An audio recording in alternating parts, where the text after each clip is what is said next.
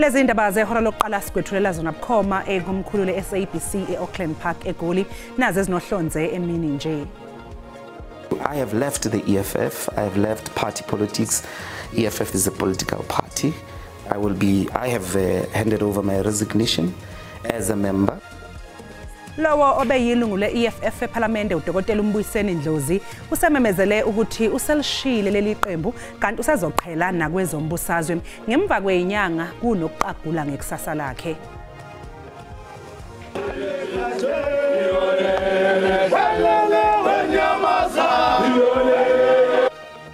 Iqembu umkhonto wesizwe selivulele inhlangano i-AfriForum icala lokuvukela umbuso. Of both houses having actually discussed as to what would be the role of Parliament in honoring those soldiers. IPhalamende lizosingatha inkulumo mpikiswano ngodaba lokuphangalala kwamasosha akuleli ayi-14 empini eqhubekayo eDemocratic Republic of Congo namhlanje ntambama.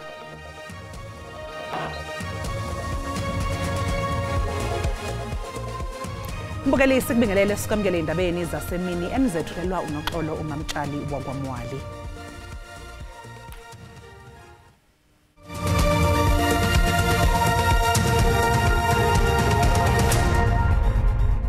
Kuhlukene inhloko nesixhanti phakathi kalowo owabekhulumela i-EFF futhi eyilungu lePhalamende uDokotela Mbuyiseni Ndlozi kanye ne-EFF. Lokhu kuza njengoba uNdlozi egcine ephumela obala ngokushiya iqembu i-EFF ngemva kwenyanga kunokuqagula kulandela ukungaboni ngasolinye nomholi waleli qembu uJulius Malema. uNdlozi uhlube udlu bekhasini ke ngokushiya kwakhe engxoxweni ekhethekile neindaba ze-SABC. Ngemuva kwezinyanga kunokuqagula ukuba uDokotela uNdlozi angase yathathe ubulungu beqembu umkhonto wesizwe ugcine ephumele obala ngekusasa lakhe wadalula ukuba useshiya phansi kwezombusazwe kanye naseqenjini Economic Freedom Fighters. I have left the EFF. I have left party politics. EFF is a political party. I have handed over my resignation as a member. uNdlozi uvumile ukuba wayazi kahle kamhlophe ukuthi uFloyd Shibambu uhlela ukuqambukela eqenjini umkhonto wesizwe ngaphambi kokuthi kumenyezelwe. That I should have ran behind his back and informed other people or the leadership, suggest that I'm an informant, a gossiper or a wedge driver. I am none of those. Kwaholela ekumisweni kwakhe nasekutheni enqatshelwe ukwethamela ingqungquthela yokukhetha ubuholi eyabe ibanjelwe eGoli ngozibandlela nyakenye. I couldn't attend the conference of the EFF, the NPA, because over a dispute over my suspension. I was suspended about 6 weeks before the conference. uNdlozi uphinde waphendula nangenkulumo yakhe yakamuva ayenze ezinkundleni zokuxhumana ngomengameli wezwe uCyril Ramaphosa. No white puppet acts like that. Coupled with the Bella Bill, the NHI, and all these policies have really agitated and disrupted both domestic and global white capitalist establishment, let alone the imperialist forces. From Cape to Cairo, to Madagascar, away from Cape. Amalungu e-MK Party ePhalamende kanye nabalandeli beqembu eWestern Cape sebethelekile estation samaphoyisa enkabeni yedolobha eKapa lapho bezovula khona icala elibhekene nenhlangano i-AfriForum. Ubuholi be-MK Party bufuna i-AfriForum ukuthi bekwe icala ngeinsolo zokuvukela umbuso ngesenzo sayo sokunxenxa elasemelika ngokuthi lingenelele odabeni lomthetho ophathelene nomhlaba osanda kuphasiswa uhulumeni waseNingizimu Afrika. I-MK Party ikhala ngokuthi isenzo se-AfriForum yisona esibene fuzela lokuthi umengameli wasemelika uDonald Trump agcine enqamule uxhaso lwezemali ngenxa yomthetho uTrump akholelwa ukuthi uququzela ukuthathwa komhlaba wabamhlophe. Iqembu MKP lithi ke isenzo se-AfriForum ngokubikelela seMelika ngalomthetho womhlaba likwenze ngendlela edukisayo ngokubeka okungeloni iqiniso ngawo nelikholelwa ke ukuthi ngokwenza kwayo kanjalo kuyefana nokuzama ukuvukela umbuso ngenxa yokuthi inqumo ezothathwa iMelika ngokugodla usizo lwayo eNingizimu Afrika kuzoba nomthelela ongemuhle. Kusenjalo iAfriForum kahlelile insolo ezithi ike yaxoxisana nomengameli waseMelika uDonald Trump ikhala ngodaba lomthetho wokubuyiselwa komhlaba wakuleli.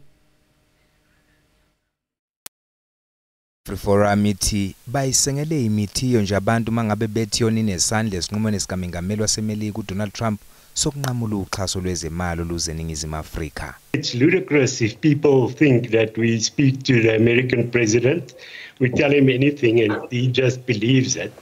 In fact, with regards to this Expropriation Act from AfriForum side, we have not engaged the American government at all. Okhulumela umnyango wezobudlelwane namazwe ngaphandle uthi bukhona ubudlelwane phakathi kweAfriForum noTrump. There's a direct link between their presence in the US, the type of people they've been meeting, and the historical actions actually of President Trump. This is not new. We saw President Trump saying that there would be an investigation done by Secretary Pompeo at the time. Nothing has come from that investigation. But now this is where we are. So Kali can really do some nice tap dancing there, but there's evidence of them being in the US. Ngenkathi ungodi wezomthetho wamazwe uPatrick Lakusa Kadim ebuza ukuthi ngabe kunomngozi yini umela kuleli litshela iMelika ukuthi alinendaba nayo, uphendule wathi I don't think there's a danger in that approach. I mean, look, people have, or the citizens of the country have feelings, you know, and sentiments to what transpired, you know, led by other lobby groups such as AfriForum and so on and so forth. Zonke lezi inkulumo ziqubuke emva kokuba umengameli wakulele beka umthetho wokubuyiswa komhlaba. Silindo kuhle ngidi endabeni zeSABC.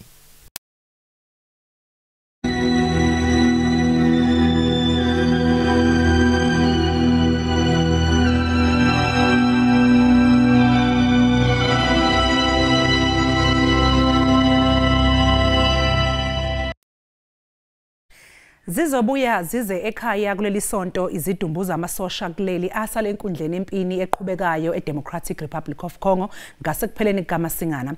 La masotsha umbukeli ayejutshelwe ukuyogcina ukuthula eDRC.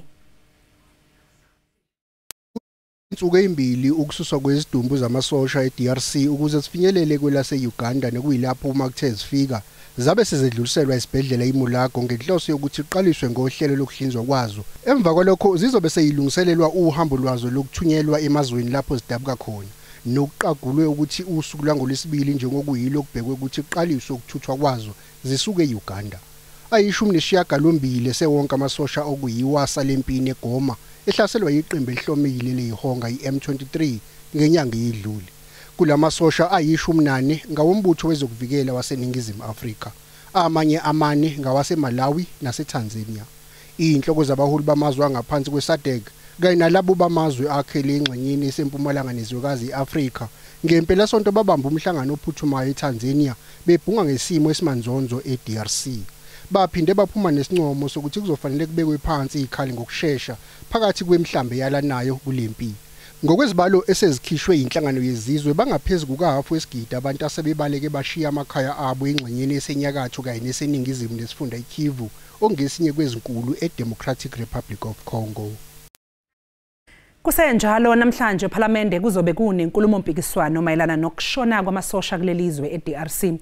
Wonke amalungu eParliament anxuswe ukuthi abe khona uma sekubanjwe lenkulumo ezobanjwa maduze nje esikhathini esingaphansi kwehora. Rifleman Calvin Louis Moagi, Rifleman Moketi Joseph Mobe, Private Peter Jacobus Strado. Amalunga ayishumi nane wombutho wezokuvikela kulela ashone elwela ukuthula kanye namanye amasosha asemazweni aseningizimu nezwekazi Afrika abejutshwe ukuba abese Democratic Republic of Congo njengengxenye yokuvikela abantu baseKongo. Ishaya mthetho sisazonquma ukuthi siwahlonipha kanjani amasosha ayishumi nane. The programming committee of both houses having actually discussed as to what would be the role of Parliament in honoring those soldiers. The National Assembly will be having a debate on the DRC at a request of two of its parties. Njengoba eshone ngenyanga edlule lamasosha, amalungu eParliamente anxusa ukuba kucaciswe ngesimo sombutho wezokuvikela wakuleli ose-DRC. Ikomiti elisemnyangweni wezokuvikela linxuse ukuba kuphenywe ngokuthi bashone kanjani labantu abangaka. Mbukeli sathi qu 8 lo kanti uma ngabe sibuya sokuphathela udaba oluthi they were told there might be 3, so at this stage we cannot really confirm. Abezimo eziphuthumayo eGoli baqhubeka nemizamo yokuhlenga abamba ngokungemthetho abavaleleke emathunjini omhlaba emayini yaseRoodepoort.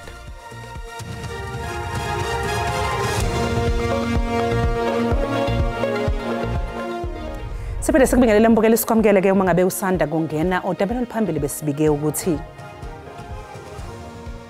lawo obeyilungu le-EFF eParliamente uDokotela uMbuyiseni Ndlozi usememezele ukuthi uselishile leli qembu kanti usezoqhelana kwezombusazwe ngemva kwenyanga kunokuqabhula ngekusasa lakhe. Khumbula ke mbukeli ukuthi lezi ndaba zikhona ku-YouTube kanjalo na ku-SABC Plus ngena kuzo uyicinge ngamagama athi SABC izindaba nakanjani uzoyithola ngobunjalo bazo. Iyaqhubeka imizamo yokutakula abamba ngokungemthetho abavaleleke emayini engasasebenzi eRoodepoort entshonalanga yeGoli. Abezimo eziphuthumayo bathi balunywe indlebe baseke bephuthumela kule mayini kanti basebenzisana nabanye ongoti beyimayini kulomsebenzi. Abezimo eziphuthumayo bathi bayaqhubeka nohlelo lokutakula abamba ngokungemthetho emayini engasasebenzi eRoodepoort entshonalanga yeGoli. Kunxuswa amalungu omphakathi ukuba angasondeli kule mayini ngemizamo yokufuna ukutakula labo abavalelekile. We had to ensure that we brief the community and the community leaders in the area to say they must make sure that nobody goes in there, back in there, because the risk of them again somebody falling in that shaft is much more higher. Because we need to inform our viewers out there that the area was rehabilitated some time ago, but it looks like it actually tampered with again. Umlawuzi uthi izolo bekubikwa ukuthi bathathu abamba ngokungemthetho abavalelekile kodwa kusengenzeka bebe ngaphezulu kwalokho. But in terms of the number of people who are trapped at this stage, we are not in a position to confirm, because we were told yesterday when we responded early hours of the morning that might be 2. But just before we called off the search yesterday, we were told there might be 3. So at this stage, we cannot really confirm. Uphethe ngelokuthi kulabo abavalelekile akukho okusabikwe ukuthi ulimele noma usesimweni esibucayi. Amaphoyisa aseKapa aphenya isigameko esenzeke endaweni eyimjondolo eMarikana ePhilippi East nalapho kusola ukuthi umlisa udutshulwe abasolwa abangaziwa ngemva kokubakhokhela izinkulungwane zamarandi. Lesi sehlo sakutshanje siza kanye ngelixa amapolisa ephanda ngetyala lokunyenzelisa inhlawulo emveni kokuba kudutshulwe kwabulawa abantu abahlanu kwindawo yaseBetter Life. Lamaxhoba phakathi kweminyaka ema-20 nama-30 budala kwaye kusafanele abonwe zintsapho zawo. Amapolisa asezithendeni zabarhanelwa kulamatyala omabini.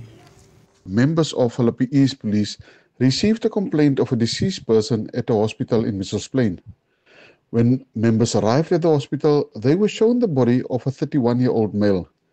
The deceased had multiple gunshot wounds to his body.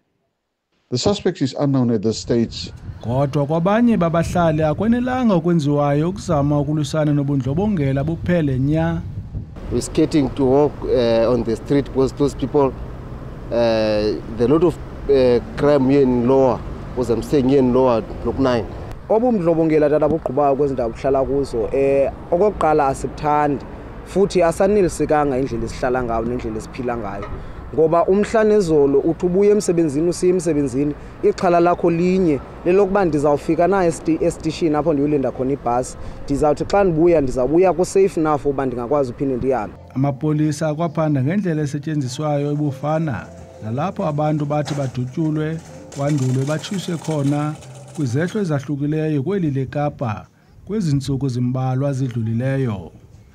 Ndingumlamli Maneli wendaba ze-SABC eKapa. Inkantolo yemantshi yaseFrankfurt imnqabele ibheyili umsolo neminyaka engamashumi 40 osolwa ngokudlwengula umfanyana oneminyaka eyi-16 ukudala. Izinhlangano ezahlukene zomphakathi zinkanise ngaphandle kwenkantolo ukuyowaseka umfanyana oneminyaka eyi-16 ubudala. Ngoyengundunankulu wase-Free State uSisi Ntombela uthi lo msolwa akangayitholi ibheyili ukudlwengula izingane into ayijwayele. We have people who are saying, hey, but he has been doing this all along, but we are just afraid to be part of, to be here. But we are saying he has been doing it all along. So it shows this man is very dangerous. You can imagine this man, urepile ngwana wa 13 years, and she's on bail. She's still on bail now. But while he was on bail, he raped another one of 16 years. It means he's not going to stop. He's going to do it. If he's going to get bail today, I can assure you, he is not going to stop. Untombela ke uthi siyethusa isibalo sezigameko zokudlwengula kulesifundazwe. To learn that raping is happening like anything in Namahadi. We have so many cases that are here in Namahadi. Umsolo akaqala ukuboshwa njengoba phambilini wake waboshwa emva kokutholakala nezithombe zezingane ezinqunu. Izisebenzi zezempilo eyidlelana nenhlangano yezisebenzi kahulumeni Public Servants Association ziqhinqe ngaphandle kwesibhedlela iPrince Mshiyeni Memorial eMlazi eNingizimu yeTheku. Lezi zisebenzi zikhala ngalokho ezikubiza ngezimo zokusebenza ingezinhle neze nengabezebekelezeleki kulesi sibhedlela. We need a serious intervention from the MEC and the Prim of KwaZulu-Natal because the issue of water shortage is a problem. Shortage of doctors, nurses, cleaners, so our members are expected to collect water through bucket system, and that will increase the infection control. And we believe that the management here really don't understand the contingency plan. The contingency plan, we won them in 2023. We said they must make sure there are boreholes, and also the absence of the eThekwini municipalities. There are no water tank to supply this area. So they need to be thorough investigations. Human Rights Commission must be able to involve, because as PSA, we not only talk to them through the media, we have written to the acting HOD, Mrs. Penny Data, to say they must respond. There is no response at this particular stage.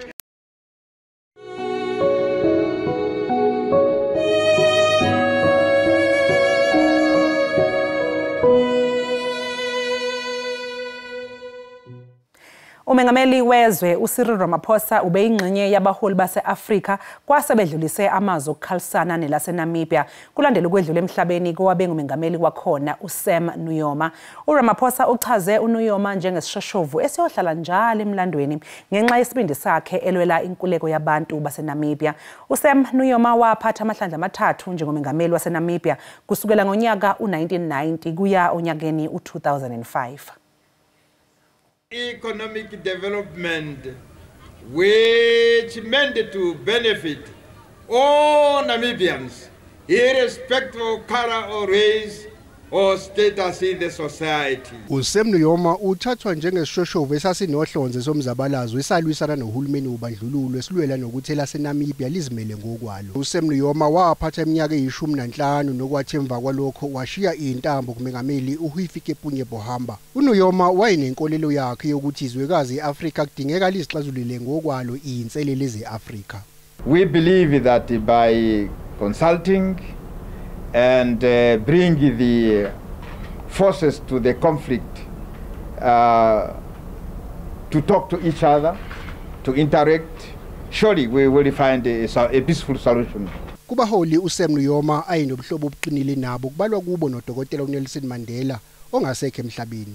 My president has been here several times in order to exchange views on the problems that are facing our two countries and the region.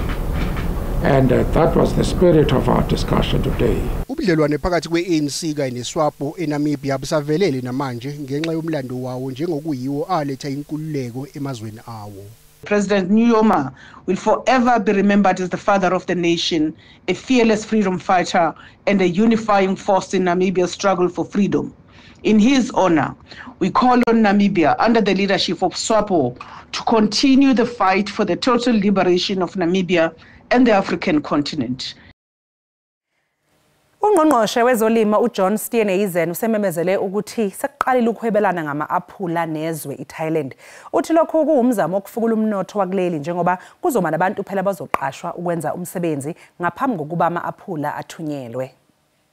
16 years after no trade, we will now be sending our most delicious pears and apples across to Thailand, and obviously this is part of our initiatives to deepen and widen existing trade agreements, but also to start looking for new markets to diversify markets for South African goods. It's got a huge impact. I mean, for every hectare of apple production, because it's so labour intensive, every 1.25 jobs are created for every hectare of apple production, very labour intensive, but also the knock-on ancillaries, the packing, the pack houses, not just at farm gate level, and of course huge foreign revenue that South Africa is able to bring in. So this is about jobs and it's about growing the economy. Mbukeli umhlahlo wesimo sezulu uzolandela ke.